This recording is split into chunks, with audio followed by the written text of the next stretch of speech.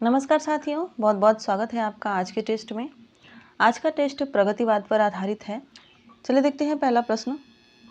पहला प्रश्न है, प्रगतिवाद युग की समय सीमा, सर्वमान्य अवधि यानी समय सीमा क्या है?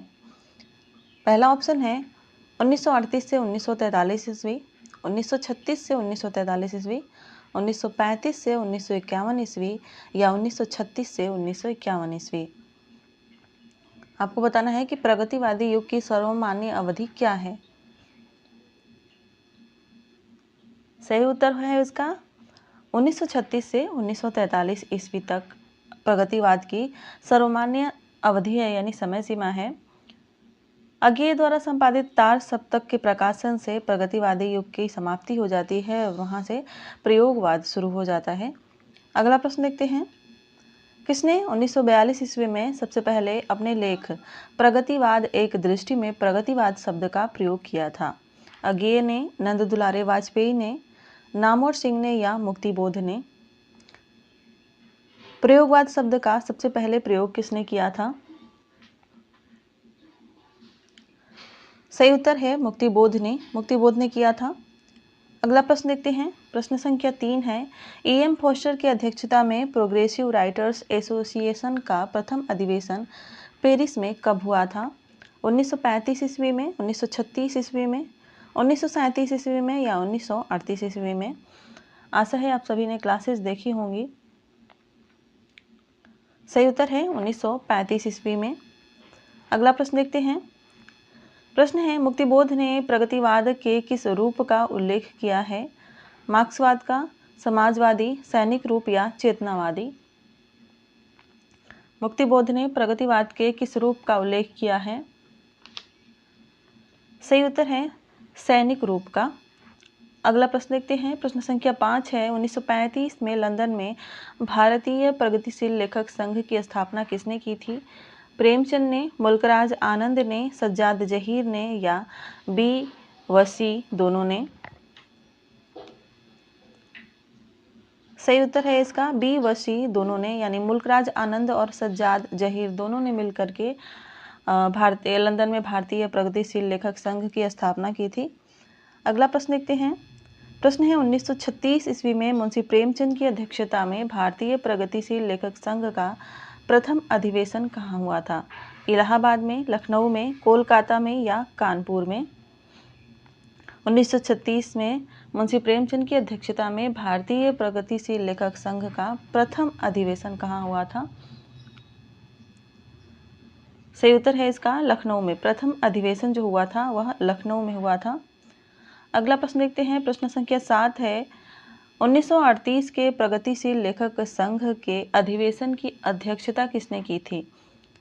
महात्मा गांधी ने, प्रेमचंद ने, अज्ञेय ने या रविंद्रनाथ टैगोर ने? 1938 के प्रगतिशील लेखक संघ के अधिवेशन की अध्यक्षता किसने की थी? 1938 में दूसरा प्रगतिशील लेखक संघ का अधिवेशन हुआ था और इसकी अध्यक्षता रविंद्रनाथ टैगोर जी ने की थी। अगला प्रश्न देखते हैं, प्रगतिवाद उपयोगितावाद का ही दूसरा नाम है, यह कथन किसका है? प्रेमचंद का, डॉक्टर नगेंद्र का, डॉक्टर बच्चन सिंह का या नंद दुलारे वाजपेयी का? आपको बताना है यह कथन किसका है। सही उत्तर है नंद दुलारे वाजपेयी, यह कथन नंद दुलारे वाजपेयी जी का है। अगला प्रश्न देखते हैं, अगला प्रश्न है, निम्नलिखित में से हमें प्रगतिवाद के बारे में असत्य कथन को छांटना है। हमें असत्य कथन को छांटना है। पहला ऑप्शन है, राजनीति के क्षेत्र में जो विचारधारा साम्यवाद या मार्क्सवाद के नाम से जानी जाती है, साहित्य के क्षेत्र में वही विचारधारा प्रगतिवाद के नाम से जानी जाती है। मार्क्स के प्रवर्तक कार्ल मार्क्स को ही प्रगतिवाद का आदि प्रवर्तक माना जाता है। कुछ इतिहासकारों में प्रगतिवाद को सामाजिक यथार्थवादी कहा जाता है या प्रगतिवाद में लघु मानव की प्रतिष्ठा हुई है। कौन सा कथन असत्य है प्रगतिवाद के बारे में? सही उत्तर है इसका option number D. Option number D असत्य है। अगला प्रश्न देखते हैं, प्रश्न संख्या 10 है, प्रगतिवाद के संदर्भ में किसने घोषित किया कि साहित्य केवल मनोरंजन की वस्तु नहीं है, उसका लक्ष्य समाज हित होना चाहिए? मुक्तिबोध ने, रविंद्रनाथ टैगोर ने, महात्मा गांधी ने या प्रेमचंद ने? किसने घोषित किया था कि साहित्य केवल मनोरंजन की वस्तु नहीं है, उसका लक्ष्य समाज हित होना चाहिए? सही उत्तर है मुंशी प्रेमचंद ने। प्रथम अधिवेशन के भाषण में इन्होंने कहा था। अगला प्रश्न देखते हैं, प्रगतिशील विचारधारा का समर्थक पत्र कौन सा था? मतवाला था, रूपाभ था, हंस था या जागरण था? प्रगतिशील विचारधारा का समर्थक पत्र कौन सा था? सही उत्तर है इसमें रूपाभ। रूपाभ जो था वह प्रगतिशील विचारधारा का समर्थक पत्र था। 1938 ईस्वी में इसके संपादक जो थे वह सुमित्रा नंदन पंत जी थे। अगला प्रश्न देखते हैं। प्रश्न है, निम्नलिखित में से प्रगतिवाद की विशेषता नहीं है? मार्क्सवाद एवं साम्यवाद का समर्थन, धर्म व ईश्वर में आस्था, कला के प्रति नवीन दृष्टिकोण या युगानुकूल परिवर्तन एवं नवनिर्माण की उत्कट लालसा? इनमें से कौन सी प्रगतिवाद की विशेषता नहीं है? सही उत्तर है इसका धर्म व ईश्वर में आस्था। अगला प्रश्न देखते हैं, प्रगतिवाद के प्रतिनिधि रचनाकार कौन हैं? केदारनाथ सिंह, रामधारी सिंह दिनकर, नागार्जुन या रामेश्वर करुड़? प्रगतिवाद के प्रतिनिधि कवि कौन हैं? नागार्जुन जी हैं प्रगतिवाद के प्रतिनिधि कवि। अगला प्रश्न देखते हैं, प्रश्न संख्या 14 है, प्रगतिवादी रचनाकारों का सही आरोही कालानुक्रम हमें बताना है। ऑप्शन में है नागार्जुन, रामविलास शर्मा, त्रिलोचन और रांगेय राघव। सबसे पहले समय को देख लेते हैं। बात करें नागार्जुन की तो उनका समय यानी इनका जन्म हुआ था 1911 ईस्वी में। रामविलास शर्मा का जन्म हुआ था 1912 ईस्वी में।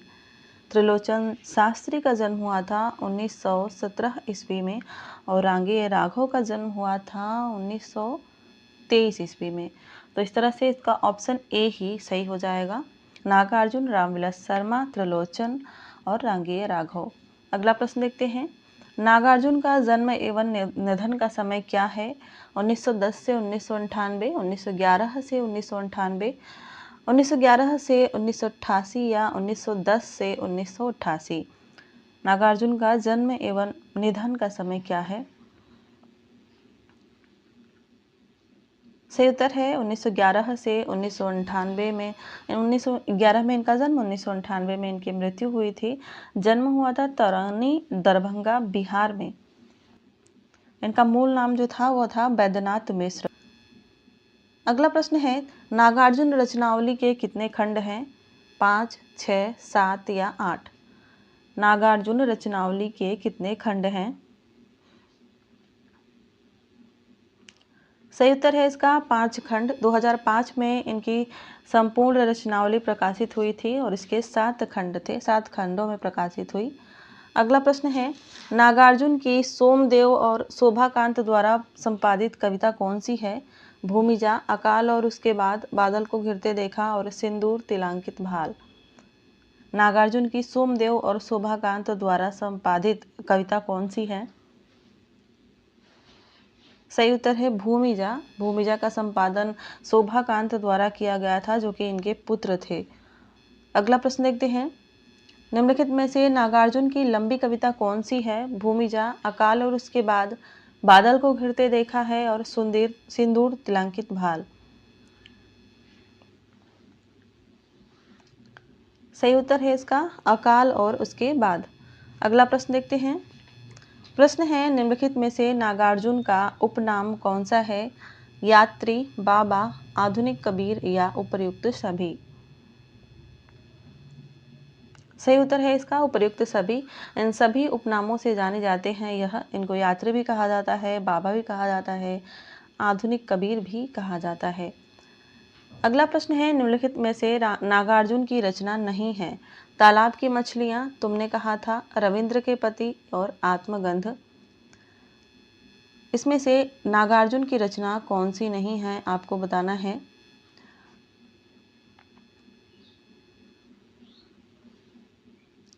सही उत्तर है आत्मगंध। यह नागार्जुन की रचना नहीं है, कविता संग्रह है केदारनाथ अग्रवाल का। अगला प्रश्न देखते हैं, निम्नलिखित में से नागार्जुन की औपन्यासिक रचना कौन सी है? प्रेत का बयान, कुंभी पाक, इस गुब्बारे की छाया में या काली माई। सही उत्तर है कुंभी पाक। कुंभी पाक इनका उपन्यास है जो कि 1960 ईस्वी में प्रकाशित हुआ था। अगला प्रश्न देखते हैं।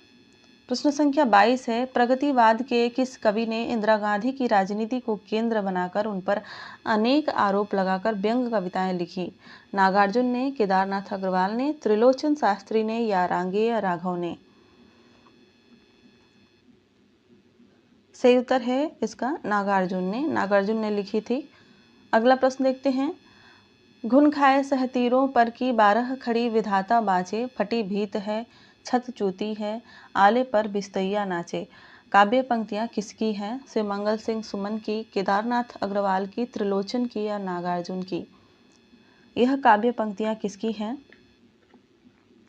यह काव्य पंक्तियां हैं नागार्जुन की और बहुत ही प्रसिद्ध पंक्तियां हैं यह।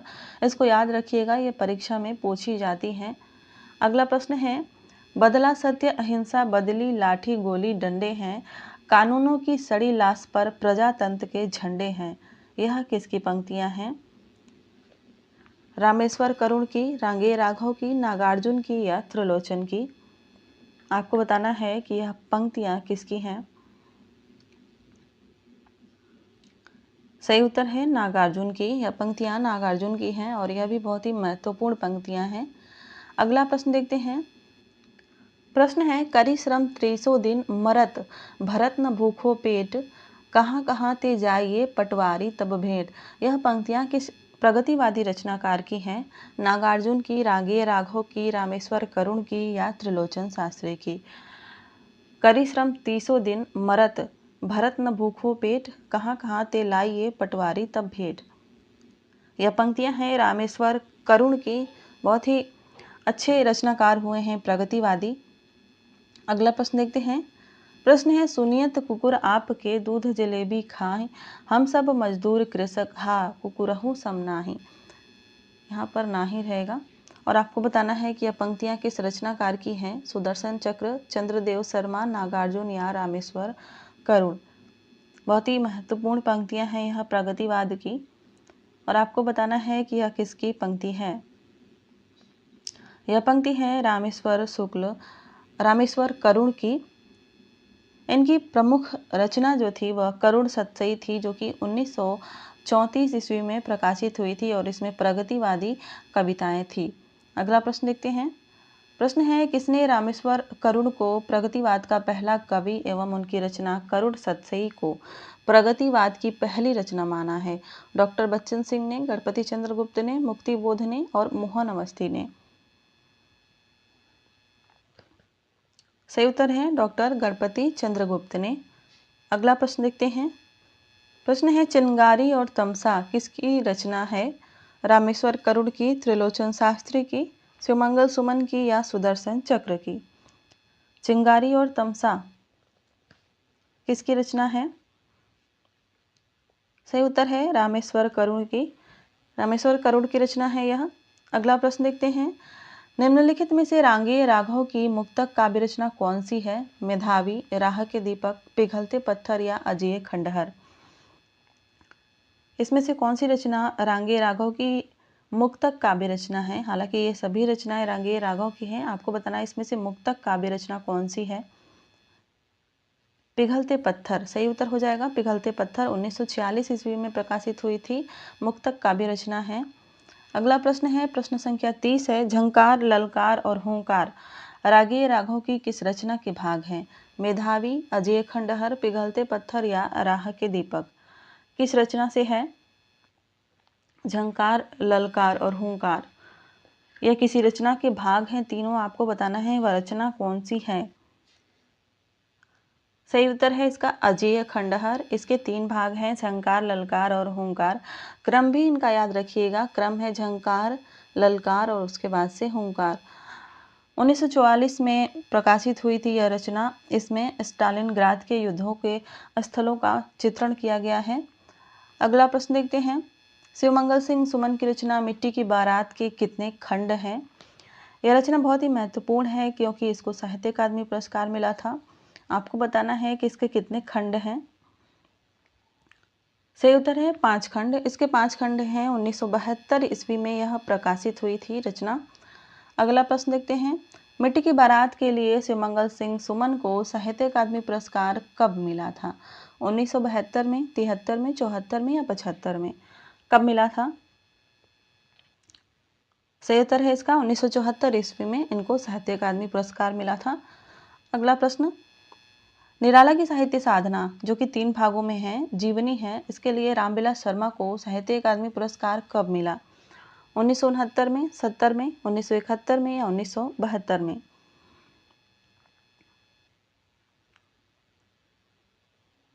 सही उत्तर है इसका 1970 में मिला था।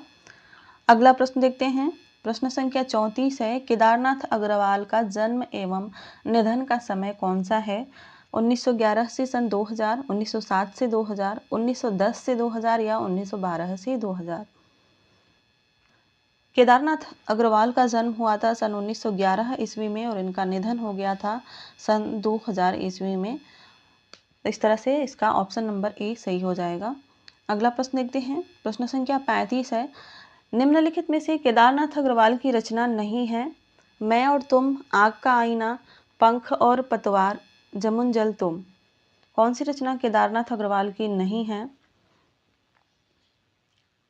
सही उत्तर है मैं और तुम। यह केदारनाथ अग्रवाल की रचना नहीं है, नागार्जुन की रचना है। अगला प्रश्न देखते हैं, केदारनाथ अग्रवाल को किस रचना के लिए 1986 में साहित्य अकादमी पुरस्कार मिला था? गुलमेहंदी के लिए, जो सिलाए तोड़ते हैं इसके लिए, या कहे केदार खरी खरी इसके लिए, या अपूर्वा के लिए? किस रचना के लिए इन्हें 1986 में साहित्य अकादमी पुरस्कार मिला था? सही उत्तर है अपूर्वा के लिए। अगला प्रश्न, प्रश्न संख्या 37 है, शब्द चैती जीने की कला किसकी रचनाएं हैं? शिवमंगल सिंह सुमन, रांगेय राघव, रामेश्वर करुड़ या त्रिलोचन शास्त्री? शब्द चैती जीने की कला आदि किसकी रचनाएं हैं? सही उत्तर है त्रिलोचन शास्त्री। ये त्रिलोचन शास्त्री की रचनाएं हैं। त्रिलोचन शास्त्री की रचनाएं कमेंट में अन्य रचनाएं भी बताइए। अगला प्रश्न देखते हैं, हिंदी में सोनेट छंद की स्थापना करने वाले कवि कौन हैं? केदारनाथ अग्रवाल, त्रिलोचन शास्त्री, शिवमंगल सिंह सुमन या रांगेय राघव? हिंदी में सोनेट छंद की स्थापना करने वाले कवि कौन हैं? इसका सही उत्तर है त्रिलोचन शास्त्री। इन्होंने हिंदी में सोनेट छंद की स्थापना की थी और सोनेट छंद में रचित इनकी प्रमुख रचना जो है वह है दिगंत। इसको भी ध्यान दीजिएगा, इनकी जो दिगंत रचना है वह सोनेट छंद में रचित प्रमुख रचना है। अगला प्रश्न देखते हैं, प्रश्न संख्या 38 है, प्रकृति चित्रण के कारण किस रचनाकार को छायावादोत्तर कविता का पंत कहा जाता है? त्रिलोचन शास्त्री को, डॉक्टर महेंद्र भटनागर को, केदारनाथ अग्रवाल को या रांगेय राघव को? प्रकृति चित्रण के कारण इस रचनाकार को छायावादोत्तर कविता का पंत कहा जाता है और वे हैं केदारनाथ अग्रवाल। अगला प्रश्न देखते हैं, प्रश्न संख्या 40 है और इस प्रैक्टिस सेट का अंतिम प्रश्न है। आगे भी एक और प्रैक्टिस सेट होगा प्रगतिवाद के लिए। केदारनाथ अग्रवाल की रचनाओं को सही आरोही कालानुक्रम में लगाना है हमें, और रचनाएं हैं नींद के बादल, लोक और अलोक, आग का आईना और अपूर्वा। आपको इन्हें क्रम से लगाना है। नींद के बादल 1947 ईस्वी में प्रकाशित हुई थी। लोक और अलोक 1957 ईस्वी में प्रकाशित हुआ था। आग जो है 1970 ईस्वी में, आग का आईना जो है 1970 ईस्वी में प्रकाशित हुआ था और अपूर्वा जो है 1984 ईस्वी में प्रकाशित हुई थी। तो इस तरह से इसका क्रम जो है ऑप्शन ए सही हो जाएगा। नींद के बादल, लोक और अलोक, आग का आईना और अपूर्वा, इस तरह से इसका क्रम सही हो जाएगा। केदारनाथ अग्रवाल की रचना फूल नहीं रंग बोलते हैं का प्रकाशन वर्ष क्या है? 1957 ईस्वी, 1965 ईस्वी, 1970 ईस्वी या 1986 ईस्वी? केदारनाथ अग्रवाल की रचना फूल नहीं रंग बोलते हैं, आपको इसका प्रकाशन वर्ष बताना है। 1965 ईस्वी में प्रकाशित हुई थी। राइट आंसर हो जाएगा बी ऑप्शन। अगला प्रश्न देखते हैं, प्रश्न है किस रचनाकार को केन का कवि कहा जाता है? रामविलास शर्मा को, शिवमंगल सिंह सुमन को, केदारनाथ अग्रवाल को या त्रिलोचन को? किस रचनाकार को केन का कवि कहा जाता है?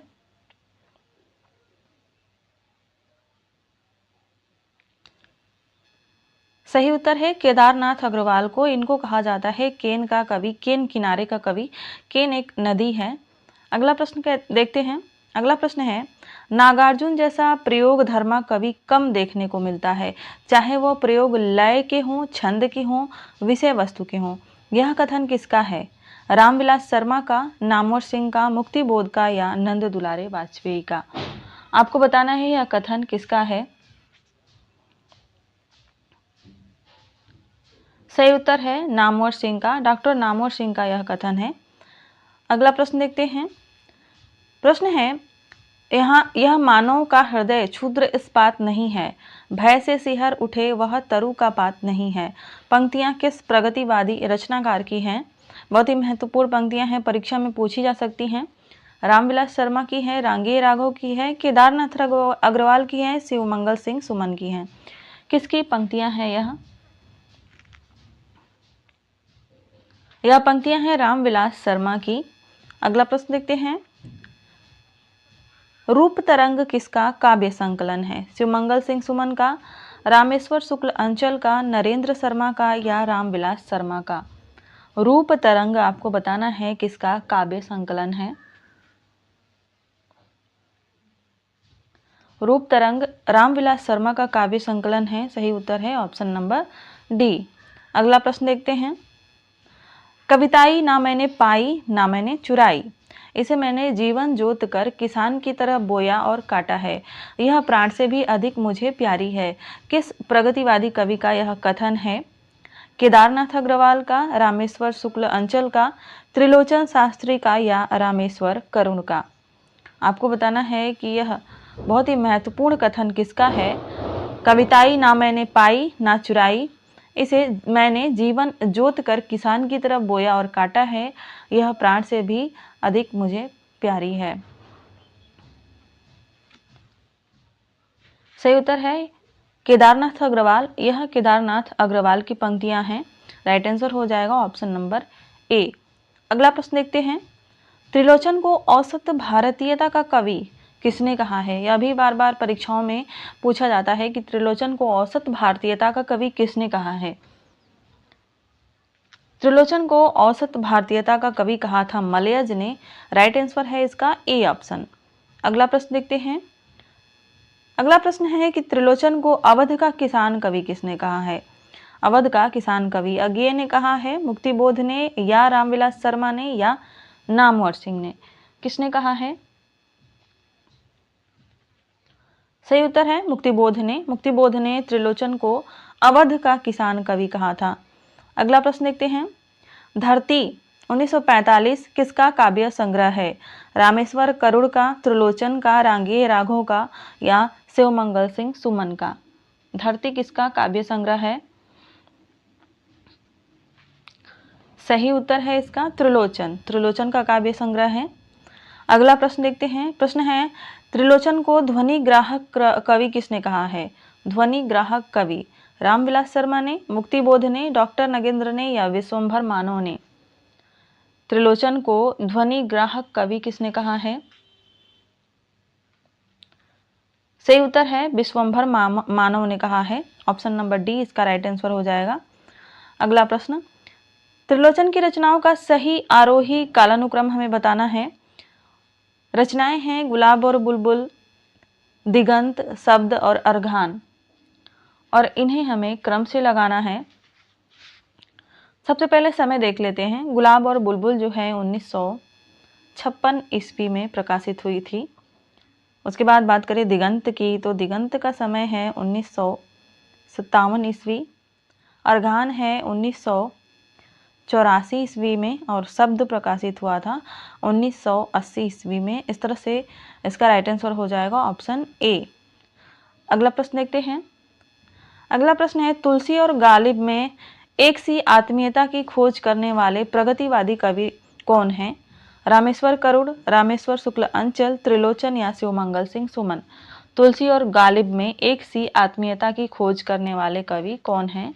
प्रगतिवादी रचनाकार कौन हैं? सही उत्तर है त्रिलोचन। अगला प्रश्न देखते हैं। शिवमंगल सिंह सुमन के किस काव्य संकलन में गांधी जी से संबंधित कविताएं हैं? विश्वास बढ़ता ही गया, पर आंखें नहीं भरी, प्रलय या कटे अंगूठे के बंधन वार।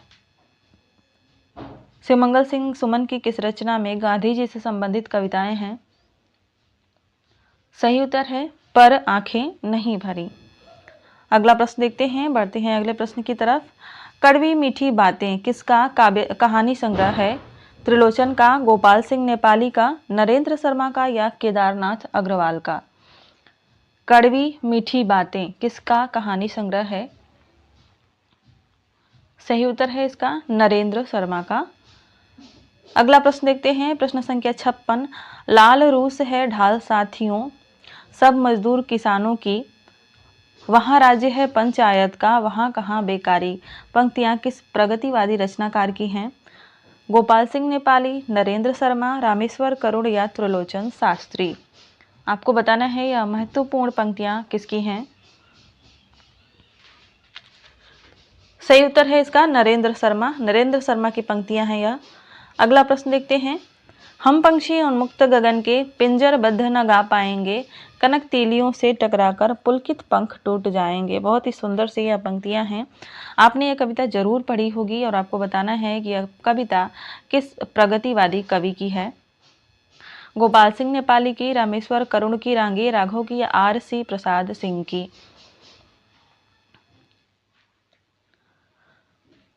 सही उत्तर है गोपाल सिंह नेपाली। यह गोपाल सिंह नेपाली की कविता है हम पंछी उन्मुक्त गगन के। अगला प्रश्न देखते हैं। प्रश्न है R.C. प्रसाद सिंह की रचनाओं का सही आरोही कालानुक्रम कौन सा है? रचनाएं हैं संचयिता, जीवन और यौवन, पांचजन्य और आरण्यक। सही उत्तर है इसका ऑप्शन नंबर ए, संचयिता, जीवन और यौवन, पांचजन्य और आरण्यक। अगला प्रश्न देखते हैं। तूफानों के बीच किसका प्रसिद्ध रिपोतार्ज है? शिवमंगल सिंह सुमन का, रांगेय राघव का, त्रिलोचन शास्त्री का या रामेश्वर करुण का? तूफानों के बीच किसका प्रसिद्ध रिपोतार्ज है? सही उत्तर है रांगेय राघव का। अगला प्रश्न है। हिंदी गीतों के राजकुमार के नाम से कौन जाने जाते हैं? त्रिलोचन शास्त्री, गोपाल सिंह नेपाली, केदारनाथ अग्रवाल या महेंद्र भटनागर? हिंदी गीतों के राजकुमार के नाम से कौन जाने जाते हैं? हिंदी गीतों के राजकुमार के नाम से जाने जाते हैं गोपाल सिंह नेपाली। ऑप्शन बी इसका राइट आंसर हो जाएगा। अगला प्रश्न देखते हैं। अगला प्रश्न है। प्रगतिवाद को जीवन और साहित्य का नया दृष्टिकोण कहने वाले रचनाकार कौन हैं? नामवर सिंह, रामविलास शर्मा, शिवमंगल सिंह सुमन या रांगेय राघव? आपको बताना है प्रगतिवाद को जीवन और साहित्य का नया दृष्टिकोण कहने वाले रचनाकार कौन हैं? सही उत्तर है इसका शिवमंगल सिंह सुमन। अगला प्रश्न देखते हैं। सत्य को लकवा मार गया है, वह लंबे काठ की तरह पड़ा रहता है, किस प्रगतिवादी रचनाकार की पंक्तियां हैं? रांगेय राघव की हैं, नागार्जुन की हैं, डॉक्टर महेंद्र भटनागर की हैं या नरेंद्र शर्मा की हैं? सत्य को लकवा मार गया है, वह लंबे काठ की तरह पड़ा रहता है। नागार्जुन की यह पंक्तियां हैं, बहुत ही महत्वपूर्ण प्रगतिवादी पंक्तियां हैं यह। अगला प्रश्न देखते हैं। भारत में प्रगतिशील साहित्य की आवश्यकता निबंध के रचनाकार कौन हैं? रांगेय राघव, रामधारी सिंह दिनकर, मुक्तिबोध या सौदान सिंह चौहान? भारत में प्रगतिशील साहित्य की आवश्यकता निबंध के रचनाकार कौन हैं? यह निबंध बहुत ही प्रसिद्ध हुआ था, सौदान सिंह चौहान का है। ऑप्शन नंबर डी सही हो जाएगा इसका। अगला प्रश्न देखते हैं। अगला प्रश्न है। प्रगतिवाद के संदर्भ में सही कथन नहीं है, ध्यान दीजिएगा, आपको नहीं है बताना है। प्रगतिवाद राजनैतिक जागरण का काव्य आंदोलन है। प्रगतिवाद शोषित पीड़ितों की मुक्ति की बात करता है। प्रगतिवाद भाषा व शिल्प के प्रति सजग है और प्रगतिवाद प्रकृति के उपयोगिता मूलक सौंदर्य को महत्व देता है। सही उत्तर है इसका ऑप्शन नंबर सी, प्रगतिवाद भाषा व शिल्प के प्रति सजग नहीं था। प्रगतिवाद में गांव की भाषा में भी रचनाएं रची गई थी, खासतौर पे जब हम नागार्जुन की कविताओं को देखते हैं। अगला प्रश्न देखते हैं। प्रश्न है, मारो मारो हंसिया हिंसा और अहिंसा क्या है? किस प्रगतिवादी कवि की पंक्ति है? नागार्जुन की, रांगे राघव की, मुक्ति बोध की या केदारनाथ अग्रवाल की? मारो मारो हंसिया हिंसा और अहिंसा क्या है? यह क्रांतिकारी पंक्तियां जो हैं केदारनाथ अग्रवाल की हैं। राइट आंसर हो जाएगा ऑप्शन नंबर डी। अगला प्रश्न देखते हैं। त्रिलोचन को किस रचना के लिए 1981 में साहित्य अकादमी पुरस्कार मिला? धरती, ताप के ताए हुए दिन, गुलाब और बुलबुल, उस जनपद का कवि हूँ। 1981 में त्रिलोचन को किस रचना के लिए साहित्य अकादमी पुरस्कार मिला था? सही उत्तर है ताप के ताए हुए दिन के लिए। अगला प्रश्न देखते हैं।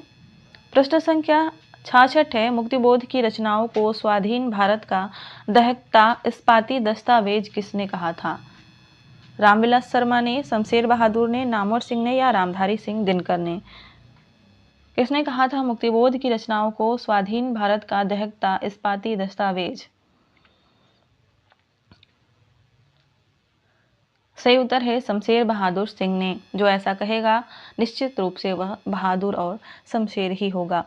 अगला प्रश्न देखते हैं। मुक्तिबोध की अंधेरे में कविता के कितने खंड हैं? 6, 7, 8 और 9।